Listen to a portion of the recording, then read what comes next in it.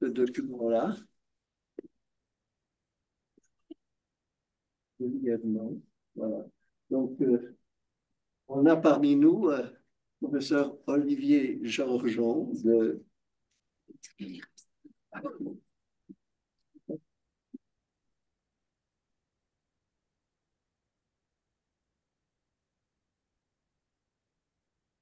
je vois, oui. Il est à l'Université catholique de Lyon. Lyon. Est-ce que tu étais là à l'époque de Marc Jeanneret? Je le connais de nom, enfin, oui, je le connais de nom, mais je ne l'ai jamais rencontré. J'étais à Lyon moi-même aussi quand il était là. Euh, D'accord. donc, à Lyon, ses recherches portent sur l'apprentissage artificiel développemental, notamment les approches constructivistes appliquées à la robotique autonome. Constructiviste en ce sens, Olivier, est-ce que c'est philosophique ou est-ce que c'est... Oui, je puise des inspirations dans l'épistémologie constructiviste. Je vais en parler un petit peu dans ma présentation. Les autres ont plutôt évoqué l'inactivisme. Il y a peut-être la Oui, contrepartie. ça, ça, ça se rejoint. Alors, il a reçu une formation, un tas de choses pour les agents autonomes motivés intrinsèquement. Et intrinsèquement, c'est un peu controversé, mais de toute façon, de façon autonome. Et à explorer la construction autonome de la mémoire spatiale et l'inférence inactive. Eh bien, ce qu'on vient de mentionner, des environnements tridimensionnels. Euh, Olivier a reçu une formation interdisciplinaire avec un diplôme, évidemment en partie en Pennsylvanie, ou c'était avant ça, c'était postdoc en Pennsylvanie. En informatique de l'École centrale de Marseille. Marseille aussi, j'étais sur, j'ai Oui. fait poste rouge à Marseille avec qui est-ce que c'était? Jean Payous. Ah, je ne Ça ne connais dit pas. rien, mais Ah, tous ces gens-là, Jeanne Roux et Jean Payous, travaillent sur le système moteur. La d'accord. France est assez avancée. Euh, à l'École centrale, il y a un doctorat de psychologie cognitive de l'Université Lumière de Lyon. Et avec ça, je Oui, cède le volant à Monsieur Georgeon. Olivier.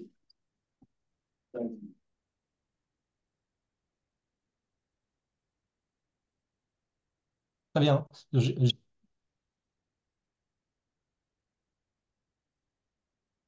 Le micro est à toi, on Très t'entend. bien. Très bien. Eh bien, alors, je commence ma présentation.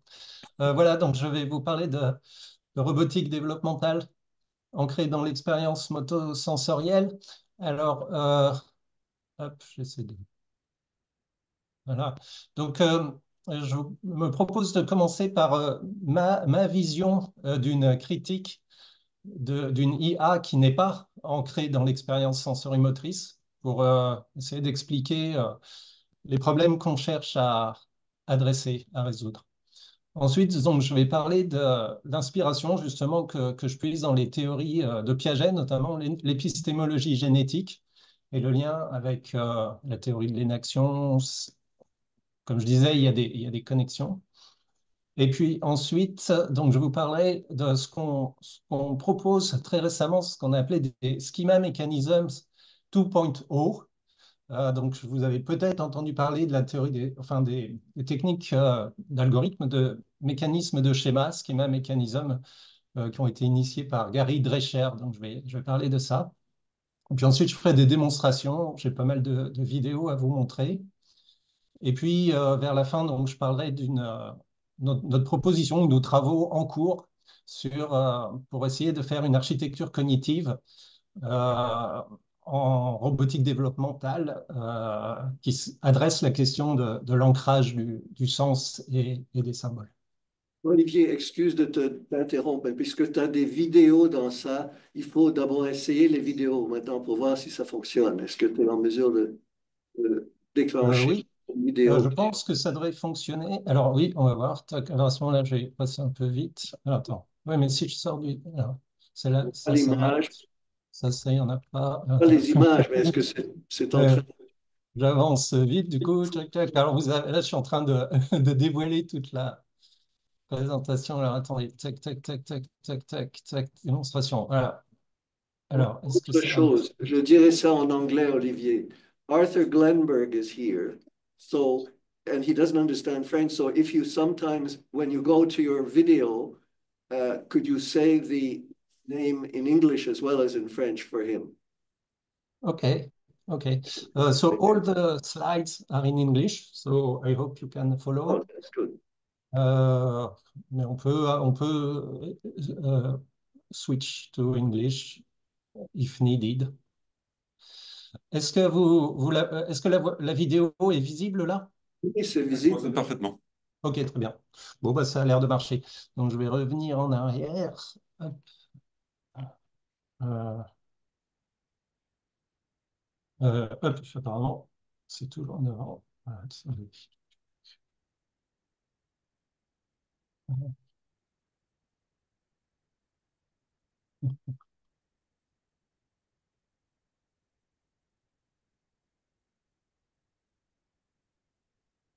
Ok, alors, donc ma critique d'une intelligence artificielle qui n'est pas ancrée dans l'expérience, je l'exprime comme ça. Donc, imaginons qu'on joue, qu'on fasse un système d'IA qui joue à un jeu.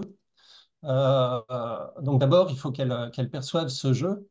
Si on a un robot avec une caméra qui voit ce jeu, donc il y a un premier présupposition qu'il faut coder là dans notre système, c'est comment on transfère la vision de l'image à comment on lui donne une sémantique pour dire, par exemple, bah, mon adversaire, il a joué en E4, en B5, etc. Donc, il faut transférer ça, il faut lui donner une sémantique, et la sémantique, elle est spécifiée par la personne qui conçoit le système en informatique. Ensuite, ben, il faut qu'il y ait une représentation interne dans le système. Donc, il faut aussi qu'il y ait un modèle de l'environnement qui soit aussi spécifié a priori par le designer. Ensuite, il faut qu'il y ait des règles de transition aussi qui soient spécifiées a priori.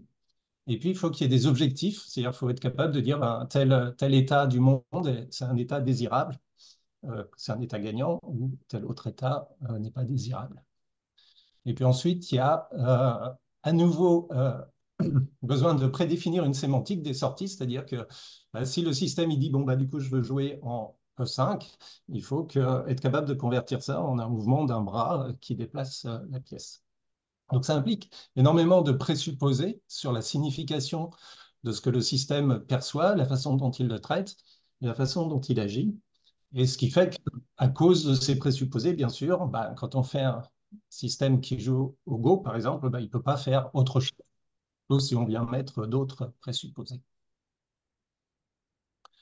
En apprentissage par renforcement, ça c'est un exemple d'apprentissage par renforcement où on a un agent qui est symbolisé par ce carré rouge qui se déplace et on donne une récompense quand il atteint ce point bleu, une récompense positive, et puis une punition négative quand il tombe sur ce triangle vert. Et puis, donc, un algorithme typiquement d'apprentissage par renforcement, de Q-learning, il va propager les récompenses sur les états précédents et du coup, au fil du temps, apprendre à atteindre son objectif. Donc là aussi, on fait énormément de présuppositions. On définit a priori tous les états possibles du système, sinon on ne peut pas faire de Q-learning. On définit toutes les transitions possibles d'un état à un autre et on définit les objectifs finaux du système. Vous avez dû voir, je ne sais pas si vous connaissez cet exemple qui a été fait par DeepMind de Hide and Seek, où on voit des agents qui apprennent par eux-mêmes à jouer à un jeu. C'est fait entièrement par apprentissage par renforcement et ça illustre bien tout ce qu'on ne veut pas faire, nous, en IA développemental, parce que quand on regarde leur article, on voit que, ben, il a fallu des millions d'époques d'entraînement pour être capable que ces agents effectuent la tâche, enfin jouent au jeu qu'on veut leur faire faire. Donc on voit que d'une part, c'est dans un environnement prédéfini, et d'autre part, l'apprentissage par renforcement, typique demande des millions d'époques d'entraînement pour que ça marche. Euh, voilà. En deep learning ou en apprentissage supervisé aussi, on définit a priori les catégories. Je veux reconnaître des chiens ou des chats et on entraîne un réseau de neurones pour qu'ils reconnaissent ces catégories-là. Donc là encore, on a énormément de présupposés pour le système. Ce n'est pas un système qui apprend lui-même ces catégories. Donc ça m'amène à une critique, à formuler une critique donc, de ce qui serait l'intelligence artificielle, donc non ancrée dans sa propre expérience, que je découpe en deux parties. Il y a la critique ontologique,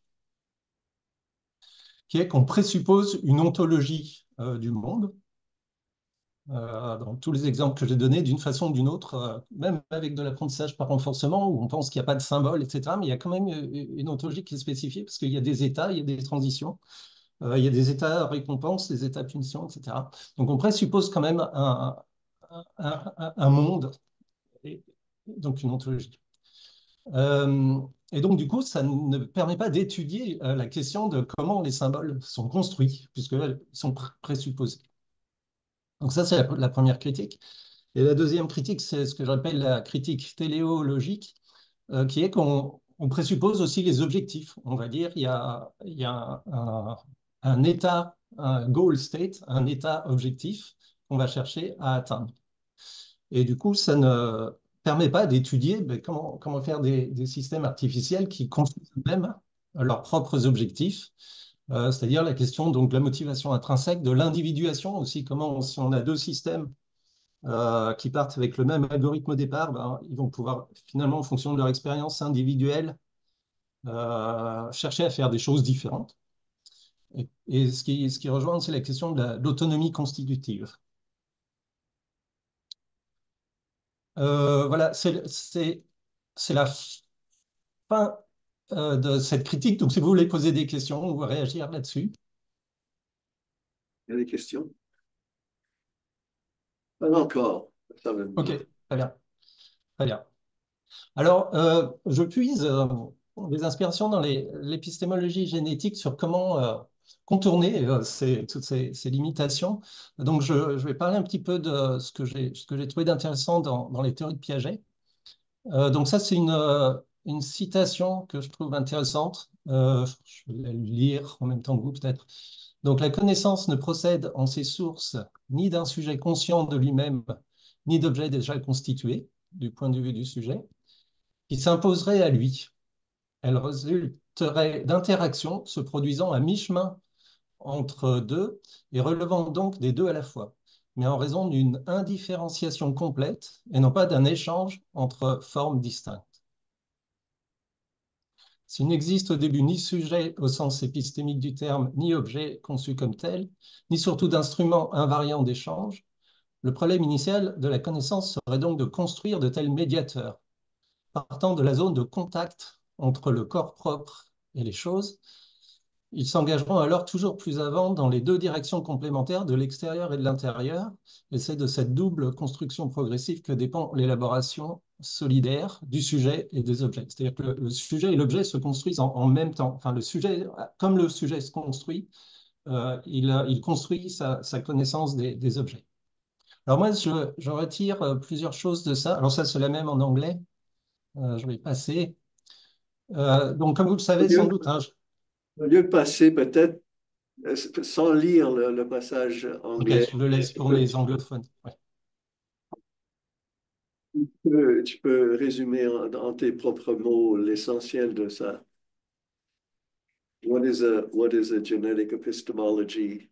Ouais. Alors, l'idée clé donc qu'a propose Piaget, c'est la notion de schème sensorimoteur, dans lequel justement, souvent, il ne faut pas voir deux choses différentes, le sensori et le moteur, mais pour lui, c'est vraiment des éléments atomiques. Parce qu'au départ, il n'y a pas de sujet et d'objet, il y a juste des événements d'interaction à la frontière entre les deux. Et donc, les schèmes sensorimoteurs sont des éléments atomiques de la cognition. Donc ça, c'est un premier aspect. L'autre aspect dont il parle beaucoup, là, c'est la primauté de l'action. Alors, il n'est pas le seul à dire que l'action est première, mais donc il fait partie de ceux qui le disent. Et puis donc le troisième point, c'est qu'il propose une théorie un peu euh, euh, réduction. En fait, cette théorie de constructiviste, elle donne prise éventuellement à l'implémentation informatique parce que c'est une théorie un petit peu mécanistique, si on veut, et qui suggère des possibilités d'implémentation informatique. Alors, on va voir jusqu'où on peut aller ou pas avec ça. Alors, je passe au suivant. Donc, c'est ce que je résume un peu dans ce slide. Donc, il définit un schème comme la structure, l'organisation des actions. Donc, c'est avant tout des actions, mais dans une situation. Donc, telle qu'elle se transfère ou se généralise lors de la répétition de cette action en des circonstances semblables ou analogues. Donc, c'est l'action dans la circonstance. Donc, en fait, c'est l'interaction. Donc moi, ce que je retiens là, c'est que actions comme first, donc l'action est première. Le schème sensorimoteur, c'est un élément atomique. Donc on verra que je proposerai même un autre mot, du coup, le motor sensory, parce que le problème, quand on dit sensorimoteur, même si on garde en tête que c'est un élément atomique, on a toujours tendance à, surtout quand on est informaticien, à dire oui, mais d'accord, mais j'ai des senseurs, j'ai des capteurs, des données qui m'arrivent de mes capteurs, donc c'est ma perception, et puis j'ai des moteurs, et c'est très difficile de ne pas dissocier les deux. Donc je vais un peu dire notre approche à nous pour comment essayer de ne pas dissocier les deux. Et puis donc la cognition se développe par une auto-organisation du système, donc ça donne prise à une implémentation informatique. Donc, on trouve toute une littérature hein, de gens qui ont essayé de s'inspirer de Piaget. Donc là, il y a Franck Guérin on trouve cette image qui illustre, je trouve bien, c'est-à-dire chaque point, là, c'est un schème sensorimoteur, et puis le système apprend des connexions entre chaînes sensorimoteurs, donc il apprend des chaînages, et puis des hiérarchies, donc des schèmes de schèmes, si vous voulez, c'est-à-dire des petites séquences d'interactions qui sont encapsulées dans une séquence de plus en plus grande, donc il apprend par le bas, avec l'idée que les comportements vont devenir de plus en plus sophistiqués au fur et à mesure que donc là, l'enfant, dans le cas d'un enfant, ou si on essaie de l'implémenter dans un système artificiel, l'agent va construire ces schèmes. Et donc les schèmes, à la base, c'est des interactions, mais il y a la possibilité de faire en sorte que le système, finalement, construise une connaissance de son environnement en tant qu'interaction. C'est-à-dire, je ne sais pas ce qu'il y a à ma droite, mais je sais que je peux interagir de telle façon. C'est-à-dire, il va construire sa connaissance du monde par des affordances, par des interactions, son expérience d'interaction avec le monde. Euh, alors, moi, je me suis inspiré donc vous devez connaître la théorie des contingences sensorimotrices de O'Regan et Noé, qui dit, imaginons qu'on soit ce petit personnage-là qui télécommande un sous-marin. Alors, pourquoi un sous-marin? Parce qu'il ne peut pas le voir, il est au fond de la mer. Donc, il appuie sur des boutons, il y a des voyants qui s'allument, et puis, imaginons qu'il y a un monstre marin au milieu qui a tout mélangé les câbles. Donc, il ne sait pas ce qu'il fait. Il appuie sur des boutons, puis il y a des voyants qui s'allument. Et l'idée qui est à l'origine développée par Maturana, c'est que le cerveau, si on lui donne aucun présupposé sur la signification de ces données sensorielles et moteurs, ben, il est un peu dans cette situation-là. Au début, il babille, déclenche des actions, il reçoit des signaux sensoriels, mais il ne sait pas ce que ça signifie. Mais si on se met à la place de cet enfant qui joue avec sa télécommande, on peut imaginer qu'en trouvant des régularités dans les patterns d'interaction, enfin, en trouvant des régularités d'interaction entre les actions et les signaux sensoriels, on doit pouvoir reconstruire une connaissance à la fois de son propre corps, c'est-à-dire, ah, je suis en train en fait de piloter un sous-marin qui interagit avec des objets dans le monde. Et donc, une approche constructiviste, ce serait de dire, bah, on fait, enfin, en tout cas, d'un point de vue d'un informaticien, ce serait de dire, bah, on fait un système informatique qui est un peu dans cette situation-là. Donc, on ne lui a pas donné tous les présupposés dont je disais au départ, la sémantique des actions et des signaux sensoriels, mais il faut qu'il les découvre par lui-même. Une autre analogie qui vaut ce qu'elle vaut, c'est l'analogie du mastermind. Quand vous jouez, alors je ne vais pas réexpliquer le jeu, mais pour ceux qui connaissent, quand vous jouez au mastermind, bah, vous devez deviner une combinaison cachée, mais vous ne pouvez pas l'observer directement.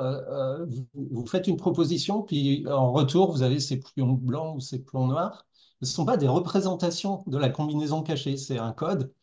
Et en fait, pour la même combinaison cachée, vous pouvez avoir n'importe quel pion blanc ou pion noir en fonction de la question que vous avez posée. Donc, vous êtes dans cette démarche interaction et il faut reconstruire le, le monde caché. Ça remonte aussi à la philosophie de Kant, hein, comme quoi on n'a pas accès au monde en soi, mais on doit la reconstruire par interaction. Alors, il y a des systèmes informatiques qui peuvent jouer au mastermind, mais ils y arrivent parce ils connaissent les règles et ils savent ce que signifient les retours. Donc, l'idée d'un agent, l'analogie du mastermind, ce serait de dire qu'un agent constructiviste, il jouerait un système de mastermind, mais sans en connaître les règles, et puis qui serait gigantesque. Ce ne serait pas juste une combinaison de quatre couleurs cachées. Mais bon, ça nous permet d'imaginer cette situation. Alors, ces idées, elles ont été prises aussi dans le domaine de l'inférence active, active inference, donc, qui est développée depuis 10-20 ans hein, par Carl Friston et ses collègues. Euh, euh, donc, comme ils sont neurologues, et donc ils savent que le cerveau fonctionne en boucle fermée, hein, il y a des vagues de déclenchement de neurones, et puis il agit, et puis il y a des signaux sensoriels qui ne sont pas comme une image qui nous rentrerait dans le cerveau, mais qui sont juste des perturbations de ce circuit fermé du cerveau.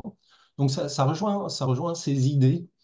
Euh, alors, d'où le lien. Alors moi, donc lui, il parle de active inference, donc c'est-à-dire comment on peut inférer une connaissance sur l'état du monde, alors que les signaux sensoriels ne représentent pas l'état du monde, ce sont juste une perturbation qui nous arrive. Donc, sa théorie s'appelle active inference, mais il a lui-même introduit le terme de inactive inference pour dire qu'en fait, c'est une théorie de l'inaction, en fait, puisque l'agent est actif et doit inférer une connaissance du monde à partir d'un feedback ou d'un outcome de ses actions. D'ailleurs, nous, à Lyon, on a développé un petit jeu pour vous mettre dans cette situation. Alors, ça permet, c'est à but pédagogique. Dans ce jeu, vous pouvez choisir une action, donc c'est un carré ou un rond qui est là. Mais vous ne savez pas ce que vous pilotez. En fait, vous pilotez un robot, mais qui est caché, vous ne le voyez pas. Et vous avez un feedback qui est la couleur. Donc vous faites carré, ah, puis le feedback c'est vert, donc ça affiche, là ça affiche un historique, donc une trace des interactions. Donc au temps 1, j'ai fait carré, j'ai obtenu un feedback vert, au temps 2, j'ai fait rond, j'ai obtenu un feedback rouge. Et donc à partir d'une trace comme ça d'interaction, le but du jeu, c'est d'arriver à comprendre finalement quel genre de robot on est en train de piloter et en interaction avec quel environnement. Donc, c'est une façon d'illustrer, de faire sentir aux étudiants voilà, la situation de l'agent constructiviste. Donc voilà pour cette partie. Est-ce que vous avez des questions? J'en ai, mais je ne les pose pas maintenant. Je vais Pas de poser problème. d'autres. Pas de problème. D'accord, donc je continue.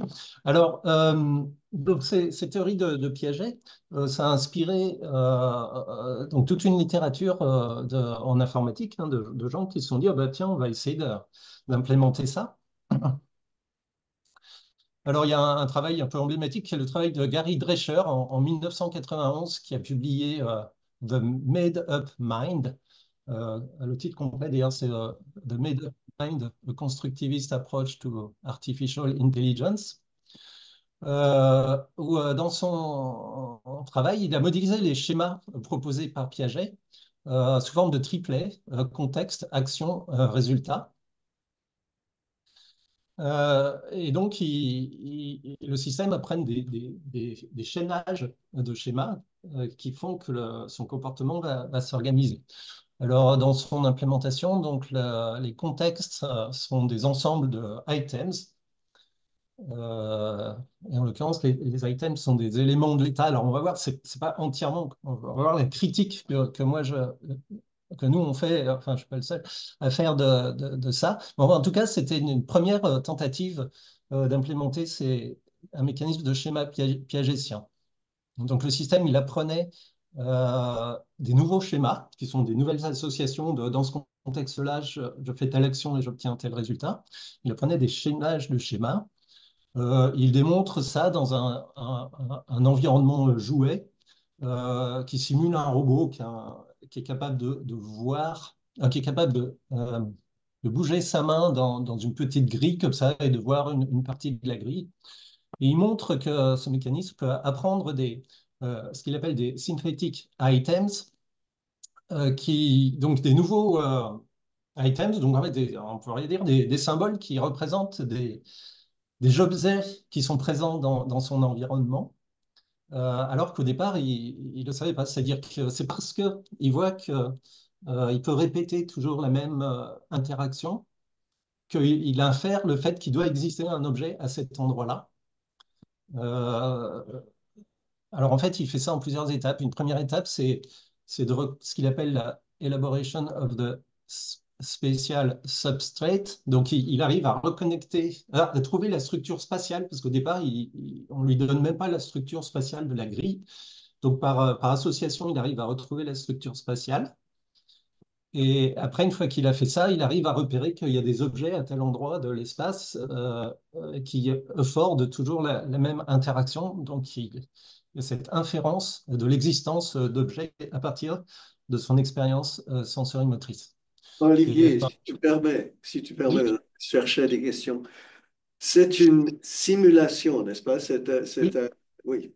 Est-ce que ça pose problème pour le fait, I'll say this in English, is the fact that this is a simulation a problem for the fact that you're talking about grounding, motor sensory grounding? This is not real motor and it's not real sensory. It's all simulated motor, yes. simulated sensory. Is that a problem? Yes, so thank you for this question. So I will. It introduces perfectly my next slide. Alors, les limitations que j'ai par rapport à ça, je repasse en français, hein. Euh, En français, pour Arthur, je vais parfois faire des interventions pour qu'il ok, suive. ok, d'accord. Donc, la réponse à ta question, c'est effectivement, enfin, c'est-à-dire, ça avait le mérite. Je reviens à mon slide précédent. Je pense que ça avait le mérite d'être euh, capturer un des aspects du grounding, mais pas tout, je pense. C'est ce que je dirais. Ça capture un des aspects par le fait, il le dit dans son livre, it grounds synthetic items in the reification of counterfactual assertions. C'est-à-dire il arrive à découvrir l'existence d'objets en faisant des essais qui sont parfois invalidés. C'est la première implémentation qui qui est capable de découvrir l'expérience d'objet à partir de l'existence d'objets à partir de séquences d'interactions qui auraient échoué, hein, certaines ayant échoué, certaines ayant réussi. Donc, d'analyser suffisamment les séquences d'interaction pour faire cette inférence. Donc, je pense que c'est une contribution intéressante. Mais effectivement, pour moi, ça ne capture pas toute la question de l'ancrage des symboles et de l'apprentissage constructiviste. Donc effectivement, il y a un problème de scalability, puisque ça a été fait, donc c'est paru en 1991, donc pratiquement plus de 30 ans, hein, 35 ans, et personne depuis n'a réussi à faire fonctionner ça, même dans un environnement juste, même simulé, mais plus complexe, sans parler même du monde réel. Donc ça prouve qu'il y a quand même quelque chose qui... Le simple fait que ça ne marche pas dans le monde réel et que ça n'est pas passé à l'échelle, comme on dit en français, ça montre déjà il y a un problème. Pour moi, ça adresse une partie de la critique ontologique, c'est-à-dire effectivement, il ne dit pas quels sont les objets qui sont présents dans son environnement, donc il ne donne pas une ontologie des objets présents dans l'environnement. Mais par contre, dans sa façon de modéliser les schémas, puisque je reviens en arrière, en fait, son contexte et son résultat, c'est des signaux sensoriels qui représentent quand même l'état. C'est-à-dire que l'agent, il a quand même accès à cette grille, c'est-à-dire en fait un élément de contexte. C'est quand même, est-ce qu'il y a, c'est quand même l'état d'une cellule de la grille.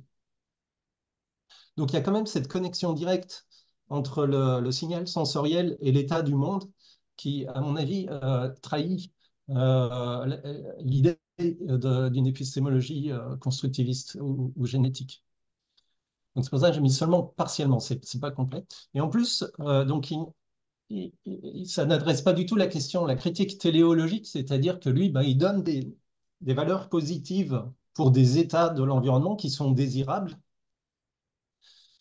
Et donc, il fait un système qui résout un problème qui est défini par l'humain, comme un système qui gagne au Go, qui gagne aux échecs. La motivation, elle est extrinsèque. Alors d'ailleurs, ça a été critiqué assez rapidement par une critique que je cite ici, hein, par quelqu'un qui s'appelle Bettoni, euh, donc, qui a dit que le constructivisme de Drescher n'est pas le constructivisme de Piaget, parce que, d'après lui, il a encore une acceptation tacite une vision cognitive dogmatique, c'est-à-dire symbolique, dans lequel le sens des symboles est donné par l'humain. Donc, donc, je suis d'accord avec cette critique parce que je viens de dire. Peux-tu répéter juste cette partie que tu as dit, mais dis ça en anglais, que So je vais there dire is, pour yeah, toi. Oui. so there is this critiques of Drescher's schema mechanism by Bettoni. So Drescher's constructivism is not Piaget's constructivism, mainly because of its tacit acceptance of cognitive dogmatism. That is, um, for me, the way I see it is that um, in Drescher's implementation, the sensory signal is a direct representation of some elements of the environment. So uh, um, the agent can directly sense each cell of the grid, and so it has direct access to the state of the environment. So it is not an inactive interaction loop. Maybe I will develop more that later. OK. Alors, en fait, j'ai eu la chance de rencontrer Gary Drescher il n'y a pas longtemps. On a organisé un séminaire avec d'autres gens qui ont travaillé sur des schema mécanismes. En 2024, en septembre 2024, on a appelé un International Workshop on self on self-guided situated learning.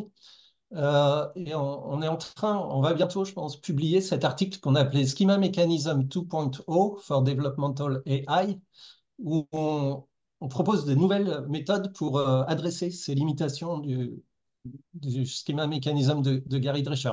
Donc, dans cet article, on review 4 schémas mécanismes qui sont, je pense, les, les seules études qu'il y a encore à l'heure actuelle de gens qui travaillent encore sur cette idée de schema mécanisme. Donc, il y a le travail de Filippo Perotto sur une architecture qui s'appelle Constructivist Anticipatory Learning Mechanism. Il y a l'IDA de Sam Franklin qui a été repris récemment par Sean Kugele, qui vient de publier qui vient de publier un article où il explique comment l'IDA adresse des questions d'apprentissage constructiviste. Et donc, il y a l'architecture cognitive que je propose, que j'ai appelée Enactive Cognitive Architecture. Et il y en a une quatrième qui est Autocatalytic Endogenous Reactive Architecture de l'équipe de Chris Torrison à Reykjavik. Et le point commun en fait, dans toutes ces quatre architectures, c'est justement cette primauté de l'action qui n'y était pas euh, dans le schema mécanisme de Drescher. Donc, je l'explique comme ça, c'est-à-dire qu'il y a une espèce d'inversion conceptuelle du cycle d'interaction. C'est-à-dire, traditionnellement, on se dit, bon, bah, on a un agent, qui est l'algorithme ici, qui interagit avec un environnement, et puis ça tourne sans arrêt, il reçoit des signaux sensoriels, il fait des actions, donc on ne se pose pas la question par où ça commence et par où ça finit, ça tourne sans arrêt. Bon. Mais en fait, conceptuellement, dans la conception de l'algorithme, quand on regarde le code de Gary Drescher, il résonne comme ça. Il résonne, ça commence par la perception pour construire le schéma, hein, parce qu'il y a le contexte qui est une perception, et ensuite il y a l'action, et ensuite il y a le résultat. Donc en fait, conceptuellement, le cycle, il va de perception vers action, et, euh, et on propose une alternative qui est un modèle inversé où il y a d'abord l'action, et la perception, c'est juste un feedback au sens de Norbert Wiener, hein, c'est-à-dire ça, ce n'est pas une représentation, c'est un événement d'interaction, mais ce n'est pas une représentation du monde. Et donc ça exprime aussi, donc en fait c'est un contraste très fort, c'est-à-dire quand on regarde dans le livre de Russell and Norvig, le célèbre livre Intelligence artificielle, euh, il dit dès l'introduction, the problem of AI is to build agents that receive percept from the environment and perform actions. Donc on est vraiment dans ce cas-là. Et par contraste, donc, quand on regarde l'article de O'Regan et Noé, il est dans l'inverse, il est dans l'exemple que je vous montrais du gamin qui remote control a submarine, donc by observing the structures of the change that occur when they press various buttons on level. Donc on est d'abord on appuie sur le bouton et ensuite on regarde le feedback qu'on obtient. Et là, nos données d'entrée, elles sont pas représentationnelles. OK. Donc en fait, on les appelle juste, c'est même plus un percept, c'est juste un outcome de l'action. Alors nous, c'est ce qu'on va faire. C'est-à-dire, on a, dans nos schémas mécanismes, on part de schémas primitifs qui sont prédéfinis, parce qu'on a des robots, donc c'est nous qui les construisons, nous définissons leurs capteurs et leurs actionneurs, et donc nous définissons les possibilités d'interaction qu'ils ont.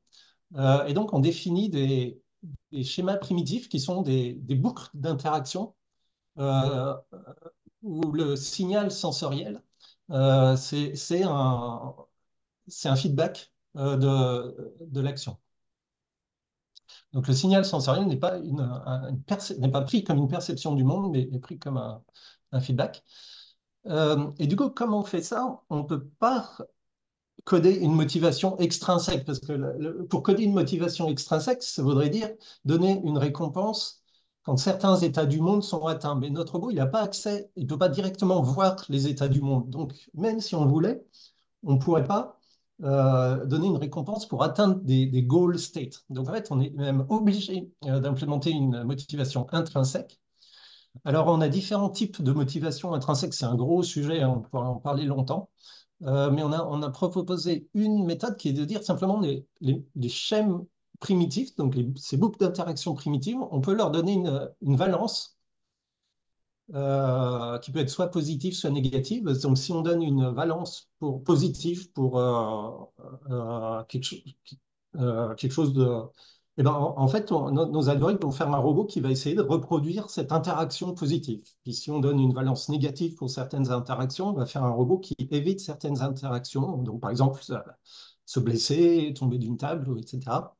Donc, on peut définir comme ça des préférences d'interaction mais qui ne sont pas un objectif final à atteindre. Donc, c'est différent de la plupart des algorithmes d'apprentissage par renforcement. Mais on peut aussi imaginer d'autres types de motivations intrinsèques. On a aussi des expériences où on met toutes les valences à zéro et puis on fait des agents simplement, ils n'aiment pas s'ennuyer s'ils voient qu'ils font toujours la même chose, après ils font autre chose, ou alors ils sont curieux, ils cherchent à acquérir plus d'informations. Enfin, on peut imaginer tout un tas de formes de motivation intrinsèques. Voilà pour cette partie. Est-ce que vous avez des questions? Tout un commentaire. Oui, vas-y. Vous pouvez faire Vas-y. Oui, donc, je voudrais peut-être en savoir plus sur la différence entre les préférences d'interaction puis les objectifs. Donc, si je comprends, les préférences d'interaction, c'est comme plus à un niveau micro dans un sens. Oui, on peut dire ça. Oui, oui. OK, Je vais donner des exemples.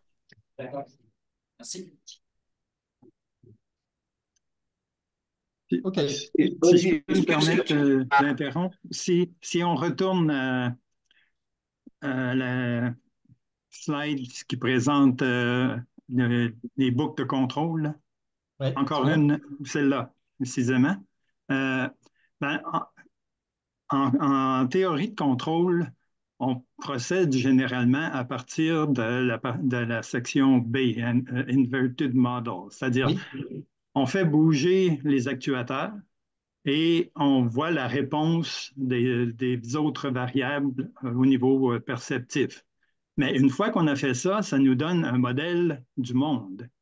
Et pour faire le contrôle, il faut inverted model. Il faut justement faire l'inversion de ce voilà. modèle-là. Ouais. Puis cette Oui, inversion-là, c'est en théorie de contrôle, c'est fait mathématiquement. Mais dans le cerveau, comment pensez-vous que ça peut se faire? voilà. Donc, effectivement, le inverted model, c'est tout le modèle de la cybernétique de Norbert Wiener. Hein. C'est les feedback loops. Et effectivement, eh ben, je vais essayer de répondre à cette question dans le reste de la présentation. D'accord.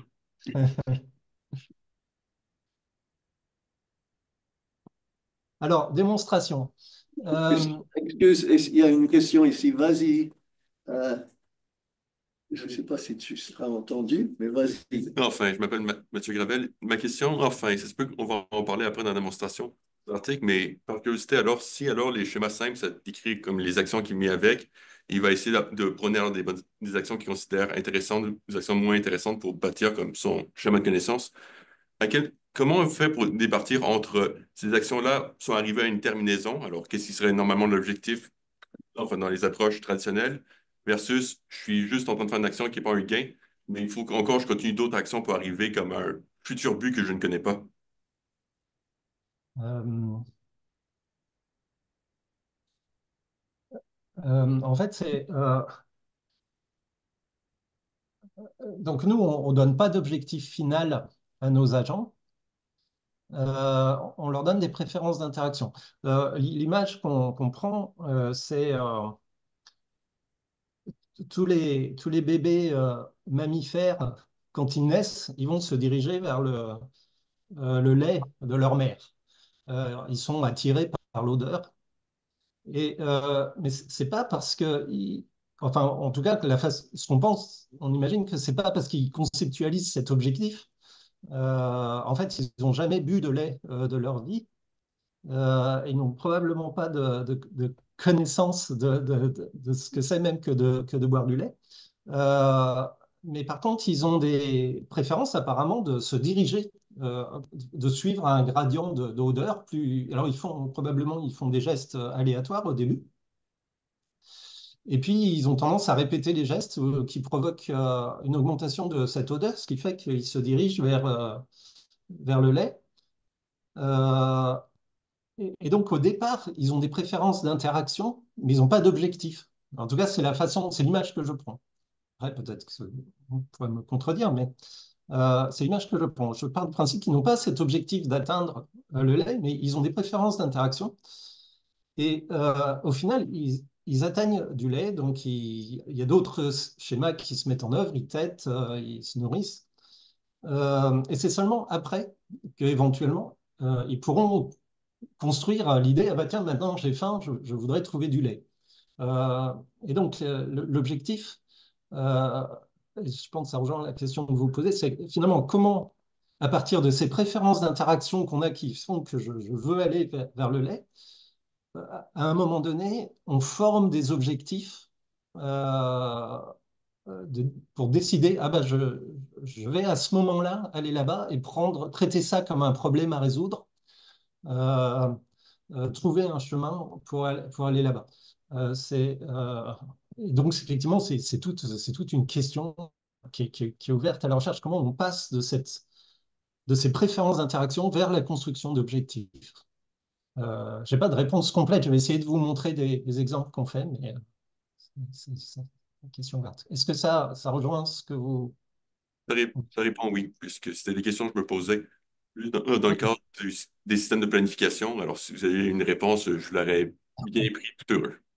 OK. Je vais vous montrer nous ce qu'on fait dans cette direction. Alors, je continue? Oui, oui, continue. OK. Euh, alors, un des premiers exemples qu'on a développé, il y avait 6 possibilités d'action comme ça. Le système, donc, sont représentés par ces symboles-là. On ne sait pas ce que ça veut dire, et le système lui-même ne sait pas ce qu'elle veut dire, donc il n'y a pas de sémantique associée. Euh, donc, il pioche une de ces actions et il obtient un feedback. Alors, en fait, il y a un seul bit dans ce cas-là de feedback, donc deux ou de outcome. Donc, il fait action carré, par exemple, et puis des fois, il obtient un carré blanc, puis des fois, il obtient un carré vert. Et là, on a mis des valences sur chacune des interactions. Donc, on a mis ça. Euh, et en fait, il y a une seule valence positive, c'est le triangle blanc. C'est-à-dire, je fais triangle, et c'est la seule chose qui est positive pour moi. Mais si jamais j'ai un retour rouge, c'est très négatif.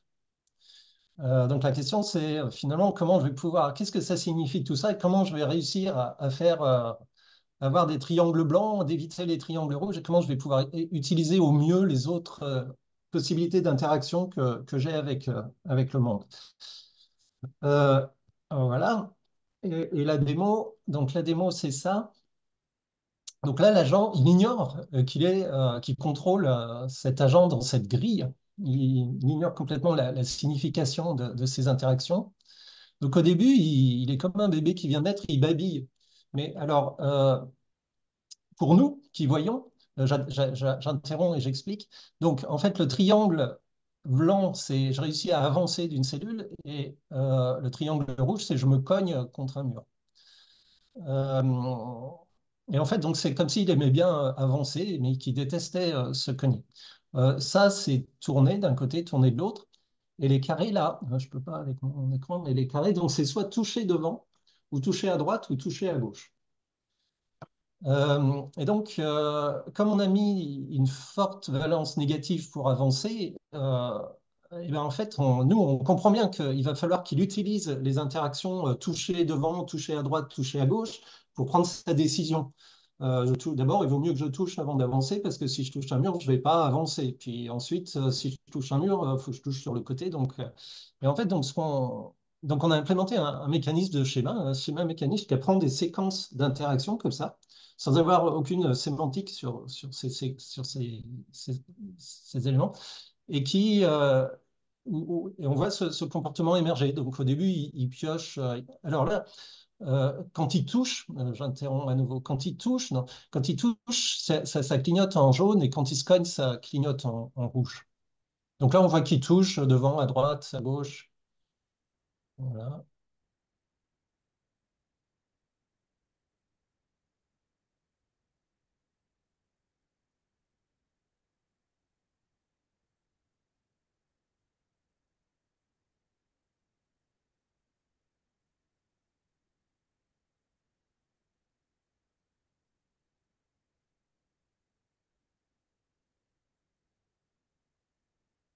Donc là, il a à peu près pris l'habitude de toujours toucher avant d'avancer, et toujours toucher devant avant d'avancer et de ne pas avancer s'il touche un mur. Et puis, s'il touche un mur, de toucher sur le côté pour savoir dans quelle direction tourner, quoi.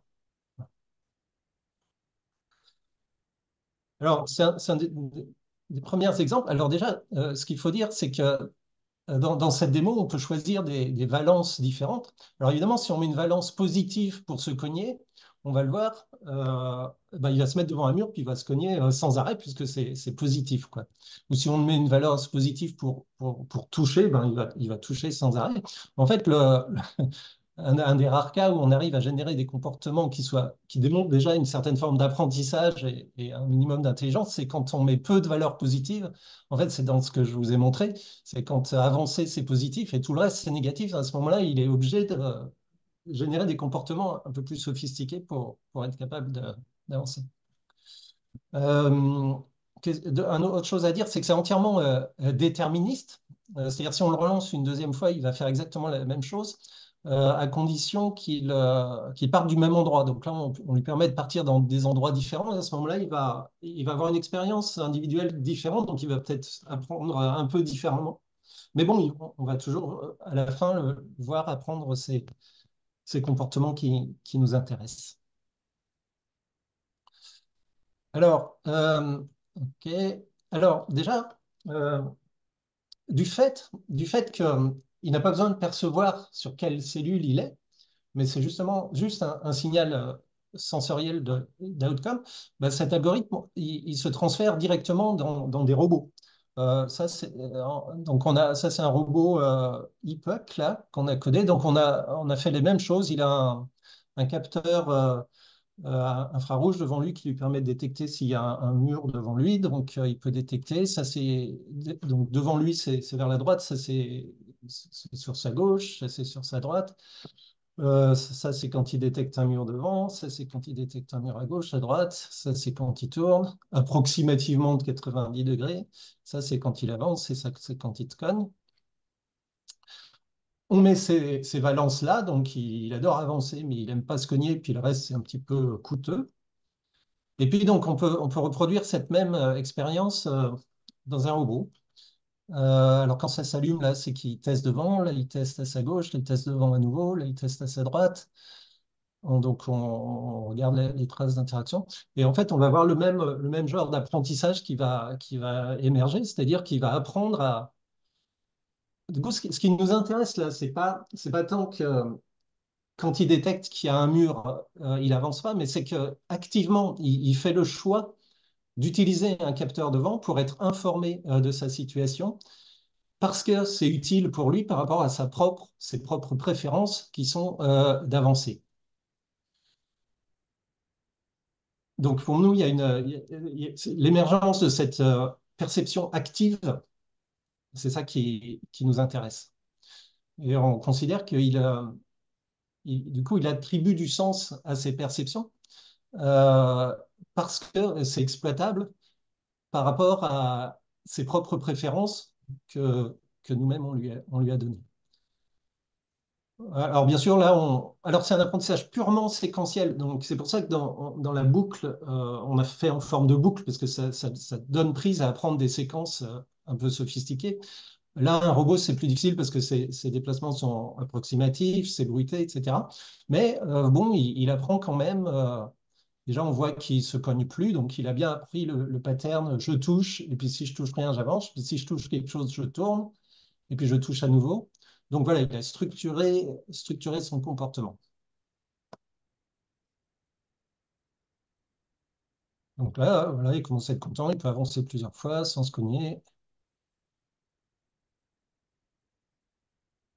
Hop, là, il détecte un mur, il tourne. Voilà. OK, alors, on a utilisé exactement le même algorithme, mais en donnant différents types d'interactions, parce que l'algorithme ne présuppose pas la signification des interactions. Donc là, dans cet exemple-là, euh, il, euh, il peut soit avancer, soit tourner, mais quand il avance, il peut détecter, c'est un peu comme s'il avait un odorat ou une vision, il peut détecter qu'il se rapproche d'une proie, mais il ne peut pas savoir où elle est exactement, il peut juste savoir qu'il se rapproche soit sur sa droite, soit sur sa gauche, soit devant. Donc au début, pareil, il pioche au hasard, il ne sait pas ce que ça signifie, mais on a mis une valeur positive quand il s'approche. Donc finalement, il aime bien s'approcher, donc il s'approche. Et puis donc il apprend un certain comportement, d'ailleurs assez vite, hein. Comme en fait il est sur une grille, donc là il apprend à, ben, je vais en escalier dès que je détecte une proie. parce que simplement on a mis une valeur positive pour avancer. Mais ce qui nous intéresse là, c'est que donc le même algorithme, juste parce qu'il commence juste une case dessous, il va apprendre différents patterns d'interaction. Là, si je le relance, en fait, il a une autre possibilité. Il peut, pas pareil, il babille, je sais pas, il cherche. Mais là, il a appris une autre stratégie qui est, bah, j'avance en ligne droite jusqu'à ce que j'ai dépassé le truc, parce que je peux pas savoir où il est, donc je suis obligé de le dépasser. Et je reviens en arrière euh, pour aller dessus, quoi. Donc, encore une fois, c'est le même algorithme que dans le précédent et le même algorithme que aussi dans l'exemple de la petite boucle avec d'autres types d'interactions.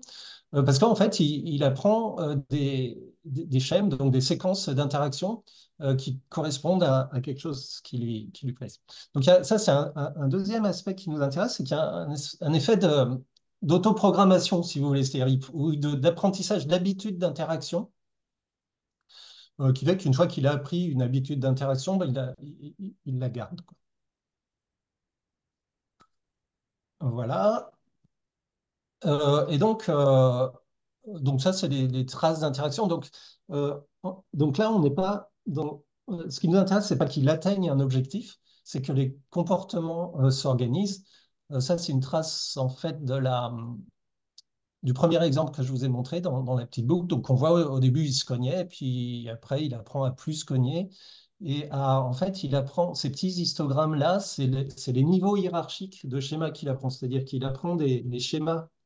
En fait, d'abord, il apprend le schéma je touche et j'avance. Et si jamais je touche un mur, si jamais je touche un mur devant, ben, j'avance pas. Donc, c'est un premier niveau. Puis après, il apprend je touche, tourne à gauche, je tourne à droite. Donc, il apprend tout ça des hiérarchies. Donc, ça rejoint le- le- l'illustration que je vous avais montrée au départ, d'apprendre des hiérarchies de schèmes sensorimoteurs pour organiser les comportements.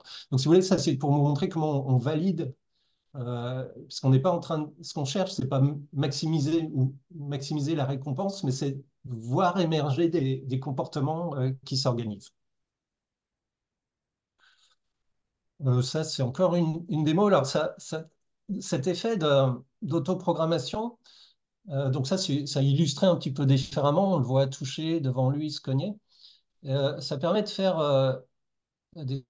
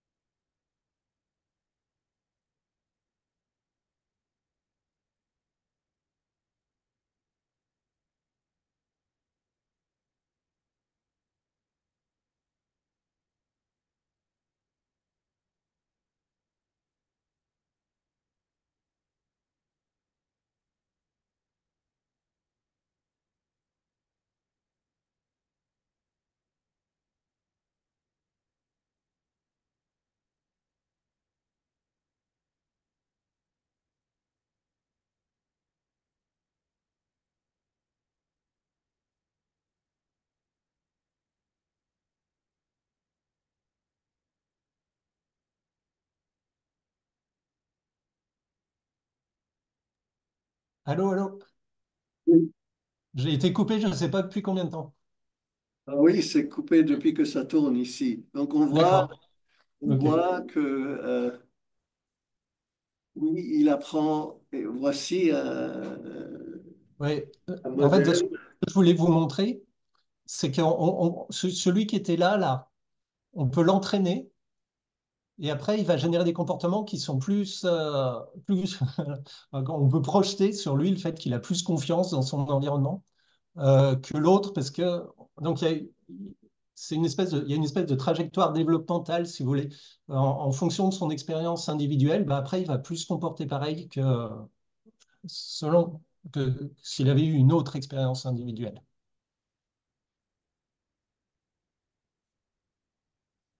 OK? Là, Vu c'est moi ça, qui...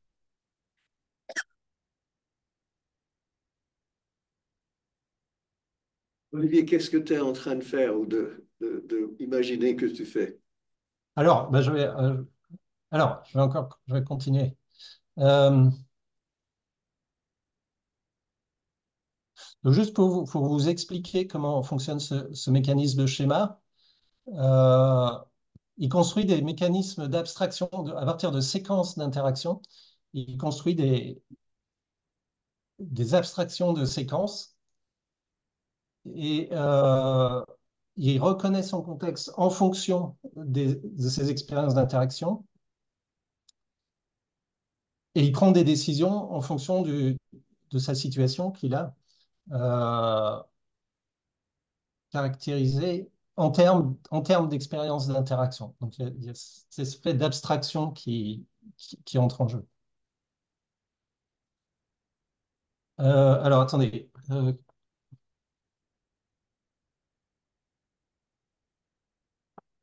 Donc, ce qui nous intéresse là, je conclus cette partie-là. Ce qui nous intéresse là, c'est qu'il y a il y a deux couplages. Il y a un couplage primitif dans les interactions primitives, dans les actions primitives et les outcomes primitifs qu'il peut recevoir.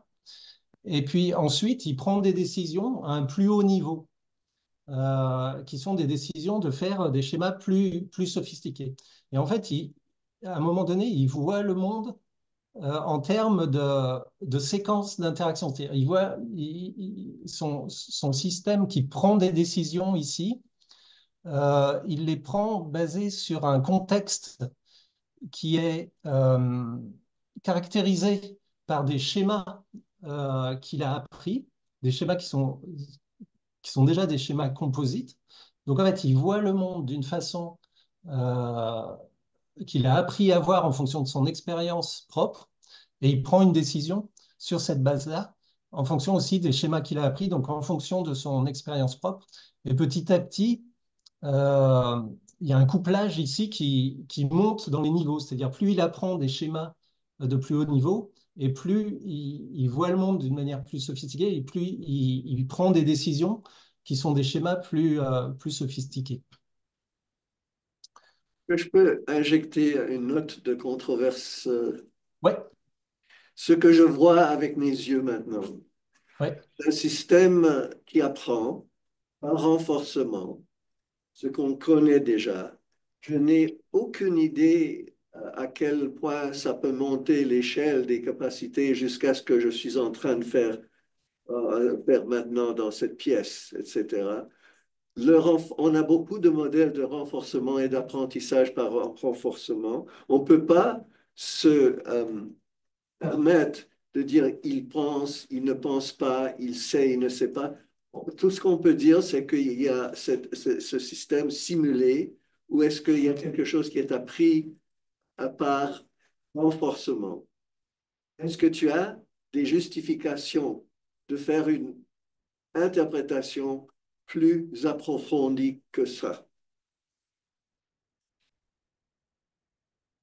Est-ce que tu es là ou est-ce que tu es figé? On ne t'entend pas et tu ne te remues pas. Voilà, Il dis faut, quelque chose. vous m'entendez là? Oui, J'ai bien entendu ta question. Oui.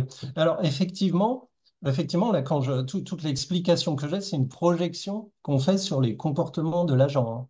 C'est-à-dire qu'effectivement, je dis, finalement, il génère des comportements qui sont quand même, c'est-à-dire, euh, je pense que euh, euh, euh,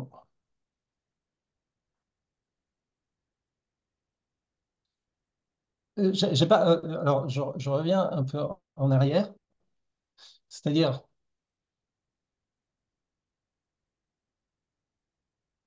euh, effectivement, tout ce que ça m'a permis de faire, là, jusqu'à présent, c'est d'avoir quelque chose d'intuitif, c'est-à-dire que cet algorithme d'apprentissage de schéma, il a l'avantage que, du coup, je peux comprendre les valences que je mets sur mes schémas primitifs comme si ça représentait ce qu'il aime et ce qu'il n'aime pas. Et ce qui me permet de dire ça, c'est quand j'observe ses comportements. C'est-à-dire quand je vois ses comportements, euh, tout se passe comme si, effectivement, quand je mets une valeur positive ici, tout se passe comme s'il aimait ça. Et quand je mets une valeur négative ici, tout se passe comme s'il il n'aimait pas ça. Mais effectivement, c'est tout ce que je dis. C'est tout Donc, ce que je dis. si c'est tout ce que tu dis, tu répètes Ouais. simplement ce que c'est que le renforcement, et dans le cas des organismes vivants, et dans le cas des modèles euh, computationnels, ou bien dans les robots. C'est toujours le renforcement. Il y a des choses qui encouragent à faire davantage quelque chose ou de arrêter de faire quelque chose. On est toujours dans le domaine du renforcement et on sait déjà que, en principe, tu as donné des exemples où il faut 100 000 essais pour arriver à la fin, mais le renforcement est capable de faire ça. Ouais. On Mais savait ça. Mais le on le reste, savait, mais le c'est reste, c'est beaucoup plus juste. rapide là, hein. Pardon? C'est pas des milliers d'essais. C'est-à-dire que le fait de faire un mécanisme de schéma qui fait cet apprentissage hiérarchique, euh, je pense que ce que ça apporte de nouveau, c'est que c'est un apprentissage qui est au cours de la vie de l'agent et qui est très rapide. C'est pas là, je suis pas en train de parler de milliers d'essais qui renforcent. Et, euh, et ça marche dans un robot qui est dans un monde ouvert. Alors que, tu veux, euh, je suis d'accord on sait, mais on ne savait pas l'implémenter. C'est-à-dire, le problème, c'est comment on l'implémente dans un système artificiel qui n'a pas d'accès, pour qui ces signaux sensoriels ne sont pas une représentation du monde. Pour qui ces signaux, c'est-à-dire comment on implémente ça dans un système artificiel pour qui le signal sensoriel n'est pas une perception, et juste un feedback d'interaction. Parce que pour Que je- moi, c'est... Ce que je vois, c'est un robot simulé. Ça aurait pu être un vrai robot dans un Et là, labyrinthe, dans un ouais. labyrinthe avec un algorithme, une série d'algorithmes pour apprendre par renforcement à se débrouiller dans ce labyrinthe. On a beaucoup d'autres robots, ce n'est pas toujours les labyrinthes, mais beaucoup d'autres robots qui apprennent par renforcement plein de choses. Et on a beaucoup de confiance qui peuvent tout apprendre par renforcement, mais ça va prendre du temps. Je pose une question sur l'étalonnage. Est-ce que ton POC robot fait quelque chose que les autres robots qui utilisent eux aussi des algorithmes de renforcement ne peuvent pas faire, ne peuvent pas apprendre? Eh ben, dans cette expérience-là, tu ne peux pas implémenter un algorithme de Q-learning qui fait ça. Ça ne va pas marcher. Ça va pas marcher. Tu prends en fait les étagères, les algorithmes d'apprentissage par renforcement que tu trouves sur les étagères ne marcheront pas parce qu'il a un seul bit de signal sensoriel. Les algorithmes que tu trouves de renforcement, il leur faut beaucoup plus d'informations et ils apprennent beaucoup plus lentement. En fait, là, ce qui est original, mais je suis d'accord, c'est-à-dire que ce qui est original, c'est qu'on a réussi à, à faire ce que tu dis, ce qui est normal qu'on arrive à faire. Oui, effectivement, c'est normal qu'on arrive à le faire, mais là, on a réussi à le faire, alors qu'il n'y avait pas d'algorithme qui existait qui était capable de le faire. Can I ask a question, please? Sorry. Oui. Vas-y, Mario. Yes. So if I understand correctly, through these control loops, the agent is learning its own behavior. And if that's the case, because you said the agent will not have a representation of the world, but now is it not having a representation of its own actions? It's just different layer, for example? So I would say it constructs a representation of the world in terms of experience of interaction. And that's it. And that's the... So these control loops are, for example, self-feedback loops. For example, the agent within itself. This is what you mean by these control loops. It's not getting feedback from the environment. It's getting feedback from its own behavior, from its own action, from the sequence of its actions. Okay, I will give more examples of robots. So here is so here are some examples of control loops. So here the robot is just moving forward for 1 second on looking at this object. So the action is just move forward for 1 second.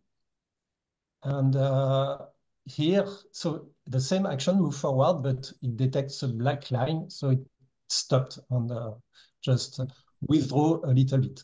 So the control loop is I'm going to move forward and I'm going to check the sensor in front of the robot as I move forward. And if I don't detect a black line, I stop after 1 second. And if I detect a black line, I stop immediately and withdraw a little bit.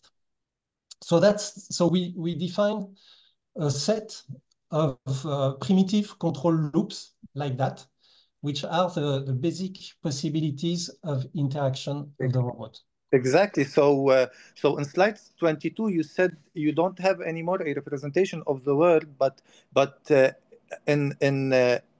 you are putting a layer between the world and the agent, and you are creating a representation of these sensors, for example. But it is still a representation. But instead of the world, it is a representation of the sensors, for example, or the feedback from the sensor. Yes. Yes. Okay. But the algorithm ignores the meaning of those primitive possibilities of interaction. Yeah. The behavior of the algorithm is not based on the predefined semantics of those. So to me, that's how. The meaning of those control loops, that's how I address the problem of grounding meaning on experience of interaction. Because the algorithm has no meaning, is not given the meaning of these control loops, but we can see that it learns to exploit these control loops as if it understood what they mean. Yes, I got it. I will give the mic to Pierre. Thank you. Pierre, vas-y. Il nous reste, sachez qu'il nous reste un quart d'heure. OK, je vais continuer parce que après, j'ai plus d'exemples avec des robots. Pierre, si c'est très rapidissime, tu peux poser la question, sinon il faudrait qu'on voit plus. On t'entend pas. C'est probablement préférable d'attendre à la fin. OK, on est presque à la fin. Vas-y. La main est déjà levée.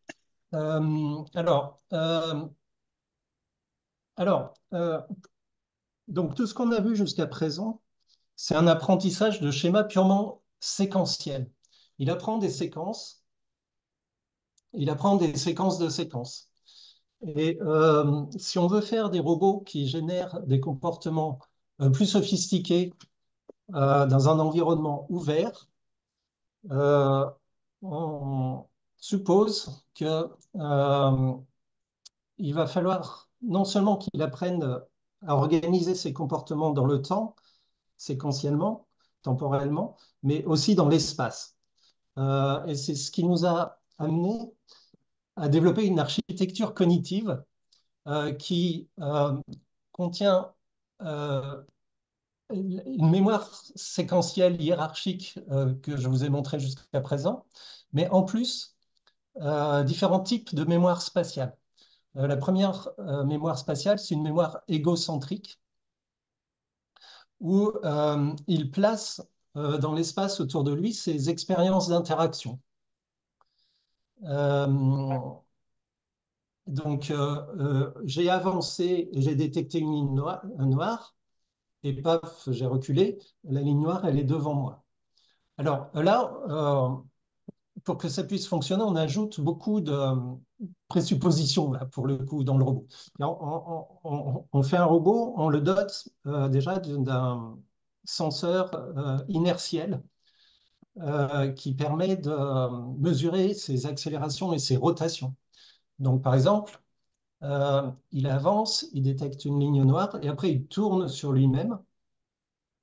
Donc, il peut mesurer approximativement de combien il a tourné. Et donc, il peut savoir, et donc ça, on a hard-coded beaucoup de choses pour faire en sorte que quand il tourne sur lui-même, ben, dans sa mémoire égocentrique, euh, la mémoire qu'il avait fait telle interaction, elle tourne dans l'autre sens. Parce que donc, j'ai détecté quelque chose devant moi, ensuite je me suis tourné vers la gauche, donc c'est quelque chose, il est à ma droite.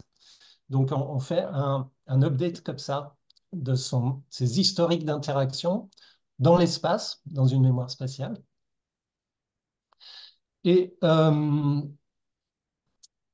ensuite, on a une autre mémoire qui est une mémoire allocentrée. Et puis donc là, ce qu'on cherche à faire, c'est que euh, quand il arrive à détecter qu'il a fait des expériences d'interaction successives, mais qui étaient localisées au même endroit dans l'espace, à ce moment-là, il peut construire, c'est un peu le même principe qu'avait fait Gary Drescher au départ, il peut construire, il peut regrouper ces différentes interactions pour représenter ben, du coup l'objet qui afforde ces expériences d'interaction qui doit se trouver à tel endroit dans l'espace. Donc il construit à partir de là sa connaissance des objets à partir de ces expériences d'interaction et ces déplacements dans l'espace.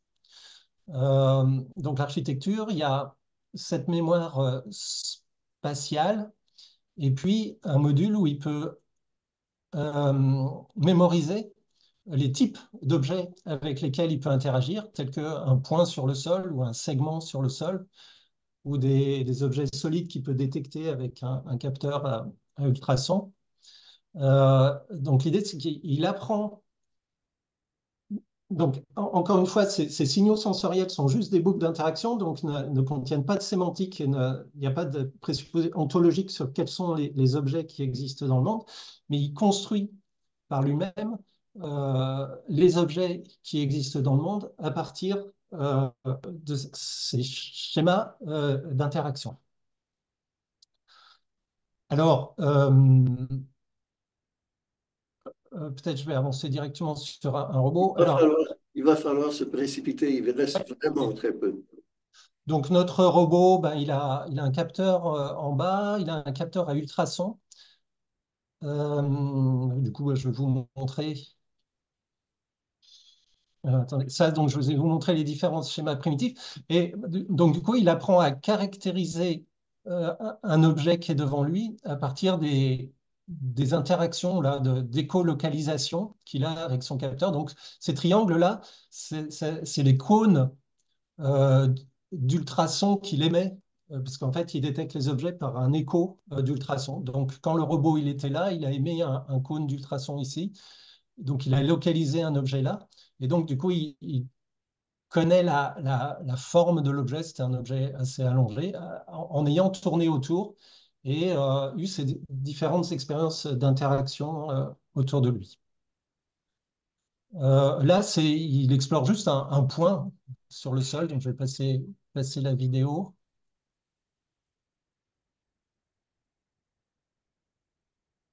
Donc là, on voit sa mémoire égocentrée, donc c'est les différentes interactions. Alors c'est très bruité, hein, bien sûr. Euh, c'est les différentes interactions avec ce point qu'il a eu.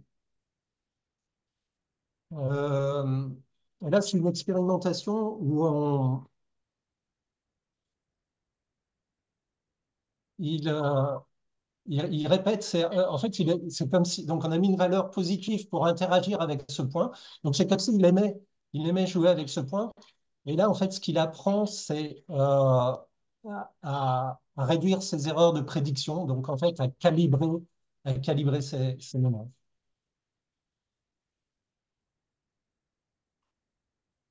Donc là, alors il ne peut pas voir le point parce qu'il n'a pas de caméra, il ne fait que le détecter avec ses capteurs de luminosité sur le sol.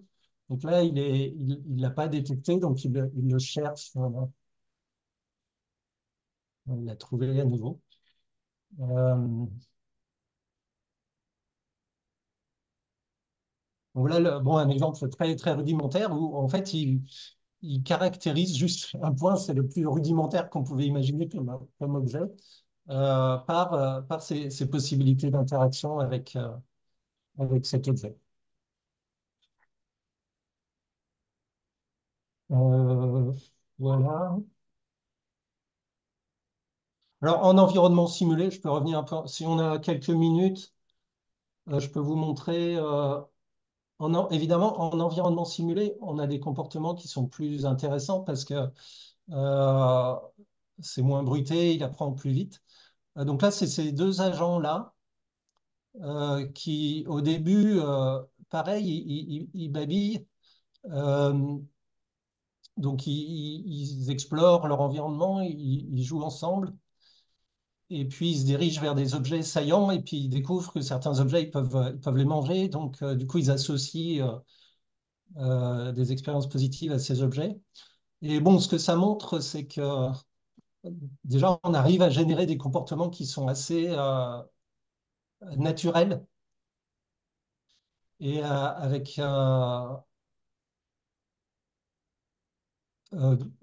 avec un apprentissage qui est très rapide. Donc là, en fait, c'est par le fait qu'il a cette architecture cognitive qui peut faire des associations de séquences de comportements avec des différents types d'interactions et reconnaître qu'il aime bien interagir avec certains types d'objets et qu'il aime, enfin, là encore, je projette l'interprétation, bien sûr, mais qu'il a tendance à reproduire des comportements d'interaction avec certains types d'objets. Donc là, on a mis une valeur positive quand ils interagissent entre eux, donc c'est comme s'ils jouaient ensemble. Voilà. Alors, ben, je vais conclure. Donc, pour, pour moi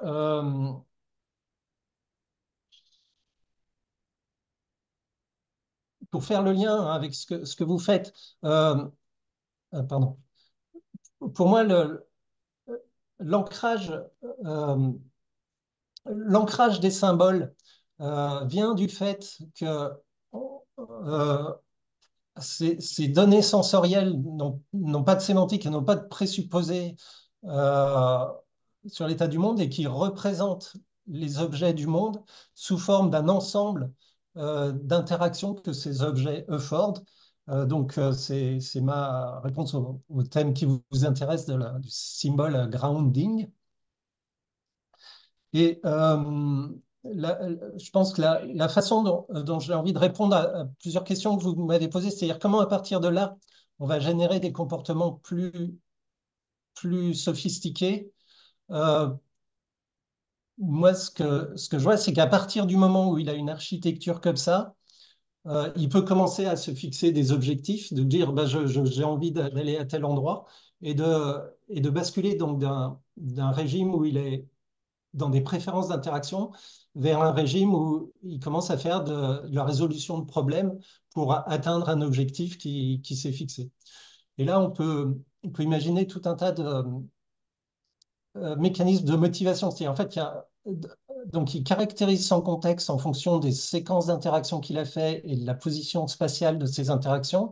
Et là, il y a un mécanisme de sélection des comportements qui peuvent sélectionner des schémas de plus haut niveau dans lequel on peut mettre les règles qu'on veut, c'est-à-dire on peut définir différents types de motivations propres. On n'est pas obligé de dire on fait un système qui va juste faire des interactions parce qu'on leur a mis une valeur positive. On peut dire on va faire un système qui va sélectionner des interactions parce qu'il les a encore pas testées. Donc à ce moment-là, on obtient un robot qui est plutôt curieux parce qu'il va faire des interactions qu'il n'a jamais testées dans ce contexte-là.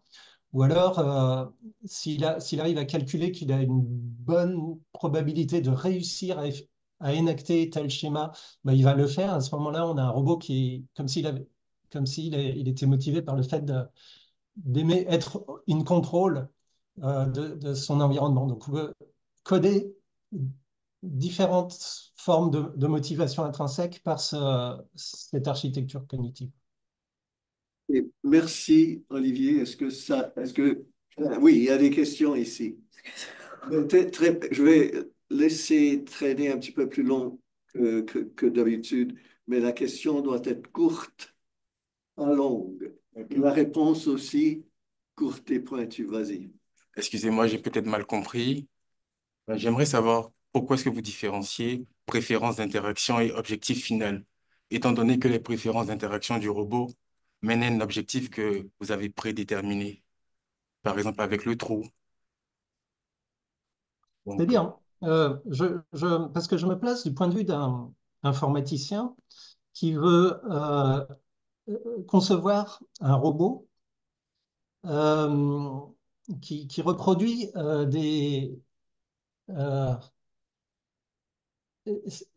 c'est-à-dire qui reproduit des mécanismes qui sont similaires aux êtres vivants. C'est-à-dire que les êtres vivants, ils sont nés avec des préférences innées, c'est-à-dire qu'on veut manger quand on a faim, on ne veut pas se blesser. Donc on a des préférences innées, et si on n'avait pas ces préférences innées, on mourrait tout de suite, hein. Et tout nous serait égal, et on ferait n'importe quel choix, et on mourrait très rapidement.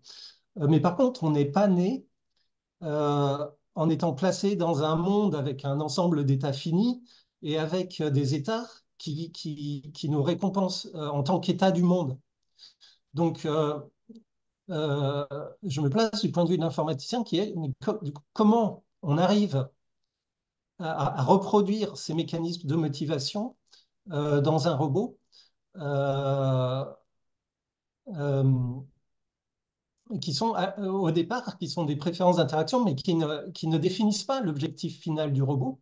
Il ne s'agit pas d'atteindre un objectif final, un état prédéfini par le concepteur, mais il s'agit quand même d'avoir des préférences. Et après, comment le robot, à partir de ses préférences, va pouvoir de lui-même choisir n'importe quel objectif qui peut se fixer. Donc au départ, ça va être un objectif concret. Ben, on fait des robots, à un moment donné, pour n'importe quelle raison, ils disent ben, je veux aller à tel endroit et je vais essayer d'y aller. Et on étudie comment ça s'inter. Merci. Ça, on a compris. Il faut passer à la prochaine question. Vas-y. Justement, c'est une question de point de vue informatique. D'après vos références, le projet Petit Cat est en open source. Et donc, je me demandais s'il existe des craintes que le code soit modifié pour avoir un comportement par un utilisateur, alors qu'un autre utilisateur pourrait vouloir le comportement inverse. Merci pour la question brève. Oui, Réponse merci. brève. Donc, chacun est invité à cloner le projet et à modifier sa version clonée, hein. Si vous voulez suggérer euh, des, nous-mêmes, d'une expérimentation à l'autre, on va peut-être définir des comportements innés différents dans le robot. C'est une question ouverte, c'est-à-dire si vous avez des idées de nouveaux comportements à nous suggérer, on les intégrera, ou alors vous pouvez cloner et faire votre version du projet qui aura ses propres comportements. Très bien. Prochaine question. Ça sera en anglais. In environments where traditional sensors fail, can motosensory feedback enhance autonomous drone navigation in limited visibility conditions or GPS-denied environments? Sorry, I could not hear you very well. My question is about Regarde, peut-être que si tu le vois. Non, c'est correct. Merci. environments where traditional sensors fail, can multisensory feedback enhance autonomous drone navigation in limited visibility conditions? For example, fog, smoke, or GPS-denied environments. So it's Yeah, because resistance to noise, resistance to noisy data. I mean that the approach you explained today for us is inspired from action with the environment. So once there is an interaction of from the environment, the robot can predict how he will move, right? But in drones, the architecture is different from the motor-sensory approach. It have predefined instructions to move. It have sensors like cameras. It have GPS. So if we want to enhance or to adopt the approach used in Petite Cat robot, can it enhance the function of drones? Des questions posées, go ahead. Question asked, go ahead. I think, so if you imagine a drone, or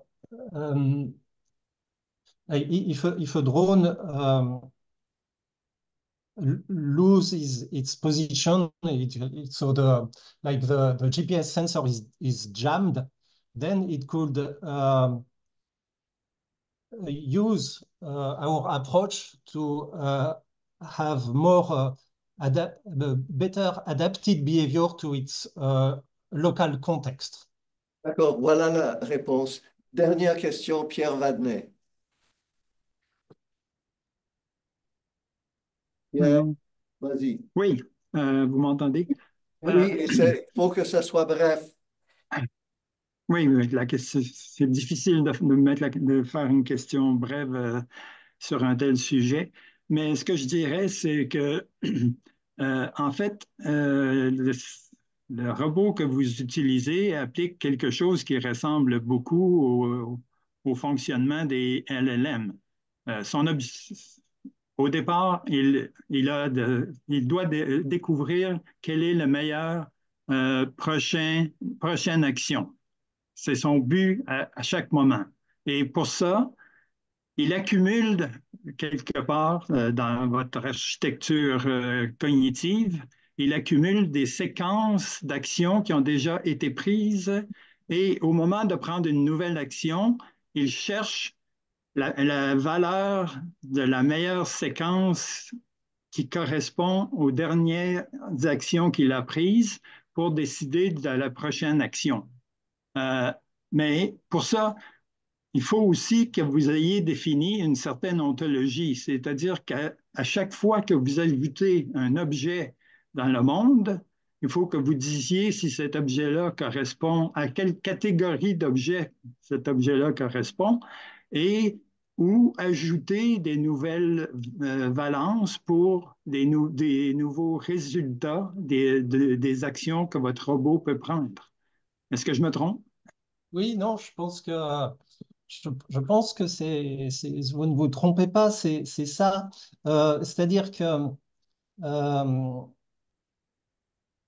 on pourrait dire il y aurait certains types d'objets, ce serait un chargeur de batterie.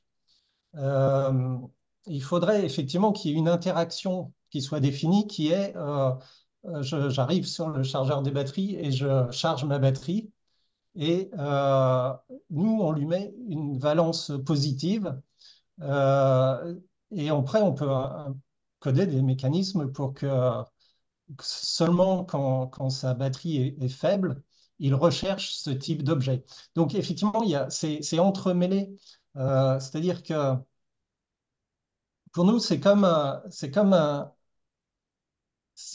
étudier cette intricacy entre l'inné et l'acquis. Il faut effectivement qu'il y ait des choses innées que nous, on va coder, mais donc simplement,